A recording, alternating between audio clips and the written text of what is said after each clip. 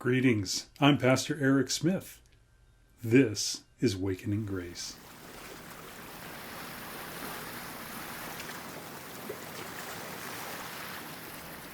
When I was in elementary school, during the summer months, my parents would send me off to YMCA camp, Camp Marston, outside of San Diego. There were many activities.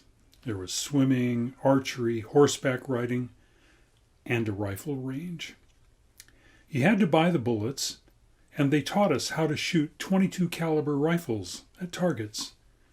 Prone position, sitting position, standing position, educational, and to be a good shot, it required practice. There were awards for achieving a certain level of proficiency. There were medals, modeled after medals awarded in the military. The first medal was called Pro Marksman. The second was Marksman. They were a sort of burnished medal, handsome enough, but the third medal was Sharpshooter. Now that was a medal. It was the same style as the other two, but this was gold, beautiful and shining. It wasn't real gold, but it might as well have been in my eyes. As a 9-year-old camper, I achieved the ranks of Pro Marksman and Marksman. You had to buy your own medal, which was fine with all of us.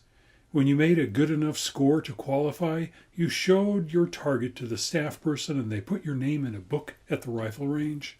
They had the Pro and Marksman medals right at the rifle range. Then, whenever you wanted, if you wanted, you could buy your medal.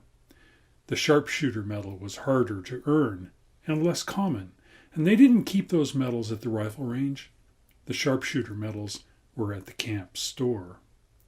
The camp store wasn't near the rifle range. It was a long way away in a totally different part of the camp. Well, I tried to earn that Sharpshooter ranking, but I didn't make it. Camp was coming to an end. I wanted that beautiful, shiny Sharpshooter medal. It occurred to me, since that camp store was a long way from the rifle range, how did they know whether or not I had earned it? I could just go up to the window and buy one. I thought about it and decided. There was always a long line at the camp store. When it was your turn, you walked up to the counter, told them what you wanted, they got it for you, and the money was taken out of your camp store account. When my turn came, I walked up and I told them I wanted to buy a Sharpshooter medal.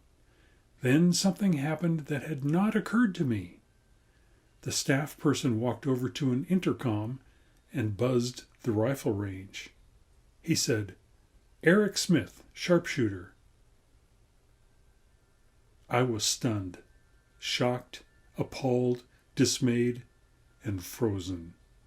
What could I do? I could run away, but to where? A voice came over the intercom. "No, Eric Smith is not on the Sharpshooter list." If I could have willed myself to die at 9 years old, I would have.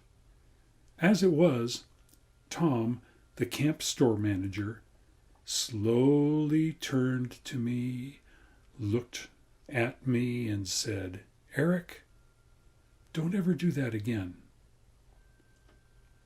Over 50 years later, this is still a vivid memory. However,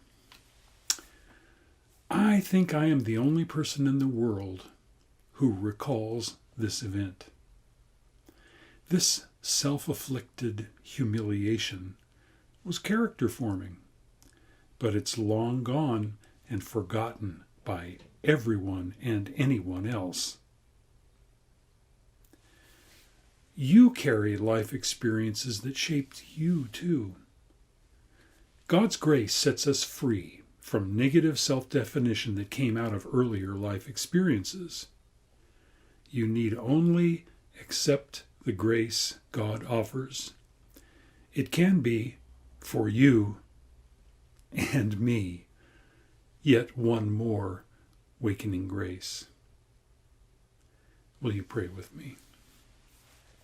O God, Thank you for all the events of my life that have shaped me in becoming who I am.